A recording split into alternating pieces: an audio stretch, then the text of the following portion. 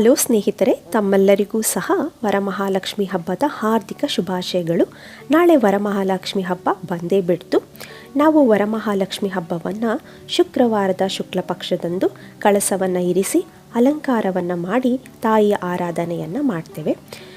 ಲಕ್ಷ್ಮಿಯನ್ನು ನಾವು ಸಂಪತ್ತು, ಹಣ, ಧಾನ್ಯ ಮತ್ತು ಉತ್ತಮ ಆರೋಗ್ಯವನ್ನು ದಯಪಾಲಿಸುವ ತಾಯಿ ಎಂದು ನಾವು ಆರಾಧನೆಯನ್ನು ಮಾಡ್ತೇವೆ. ಹಾಗಾದರೆ ತಾಯಿಯ ಆರಾಧನೆಯನ್ನು ಮಾಡುವಾಗ ನಾವು ಹಲವಾರು ಬಗೆಯ ತಿಂಡಿ ತಿನಿಸು, ಹಣ್ಣು ಹಂಪಲುಗಳು, ಆಕೆಗೆ ಪ್ರಿಯವಾದ ಅಡಿಗೆಗಳನ್ನು ಮಾಡುವುದು ನಮ್ಮ ಹಿಂದೂ ಸಂಪ್ರದಾಯದಲ್ಲಿ ರೂಢಿಯಾಗಿದೆ.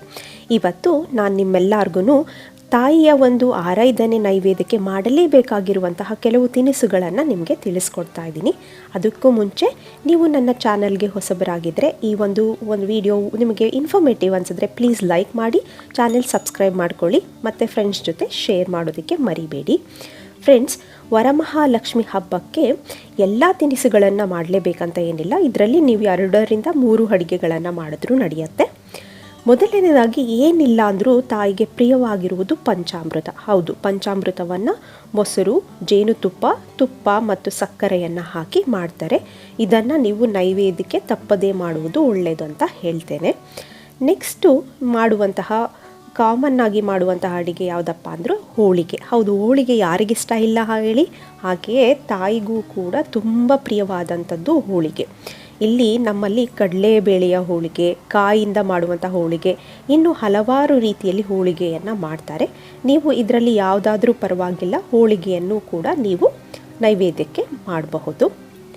ನಂತರ ನಮಗೆ ಗೊತ್ತಿರುವ ಹಾಗೆ ಗಣೇಶನಿಗೆ ಅತಿ ಪ್ರಿಯವಾದದ್ದು ಕೋಸಂಬರಿ. ಹಾಗೆಯೇ ಕೂಡ ಲಕ್ಷ್ಮಿಗೂ ಕೂಡ ತುಂಬ ಪ್ರಿಯವಾದದ್ದು ಅಂತ ಹಿಂದೂ ಸಂಪ್ರದಾಯದಲ್ಲಿ ಹೇಳ್ತಾರೆ. ಕೋಸಂಬರಿಯನ್ನು ಕೂಡ ಸಹ ನೀವು ಮಾಡಬಹುದು. ನಂತರ ಬರೋದು ಹಾಲಿಂದ ಮಾಡಿರುವಂತಹ ಪಾಯಸ.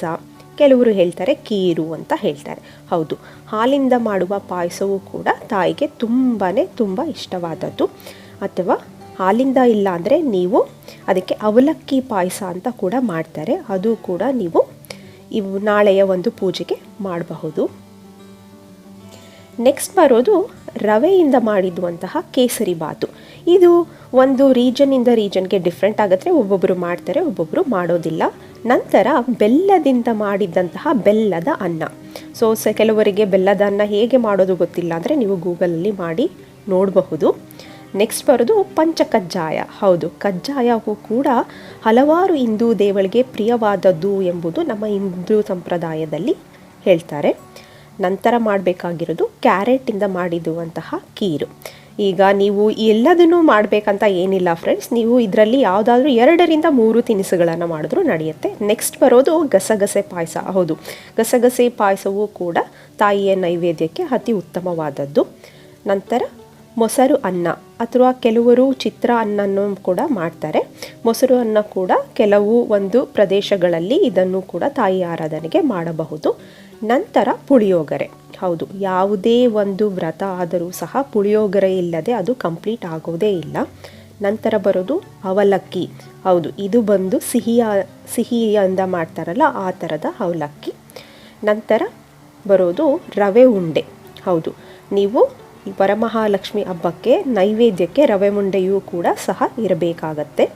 ಮತ್ತು ಪೂಜೆ ಎಲ್ಲ ಆದ ಮೇಲೆ ಅದರ ಒಂದು ನೈವೇದ್ಯವಾಗಿ ಈವನ್ ವಡೆ ಬರುತ್ತಲ್ಲ, ಮೆದು ವಡೆ, ಅದನ್ನು ಕೂಡ ತಾಯಿ ಆರಾಧನೆಗೆ ಮಾಡಬಹುದು. ಫ್ರೆಂಡ್ಸ್, ಇವತ್ತು ನೋಡಿದ್ರಲ್ಲ ಯಾವುದೆಲ್ಲ ತಿನಿಸುಗಳನ್ನು ನೀವು ನಾಳೆಯ ಒಂದು ಹಬ್ಬಕ್ಕೆ ಮಾಡಬಹುದು ಅಂತ. ಈ ವಿಡಿಯೋ ಇಷ್ಟ ಆಯ್ತಂದರೆ ಲೈಕ್ ಮಾಡಿ, ಇನ್ನೂ ಚಾನೆಲ್ ಸಬ್ಸ್ಕ್ರೈಬ್ ಮಾಡ್ಕೊಂಡಿಲ್ಲ ಅಂದರೆ ಸಬ್ಸ್ಕ್ರೈಬ್ ಮಾಡ್ಕೊಳ್ಳಿ. ಮತ್ತು ನಿಮ್ಮ ಫ್ರೆಂಡ್ಸ್ಗೆ ಈ ವಿಡಿಯೋನ ತಪ್ಪದೇ ಶೇರ್ ಮಾಡಲು ಮರಿಬೇಡಿ. ಮತ್ತೆ ಸಿಗೋಣ, ಬಾಯ್.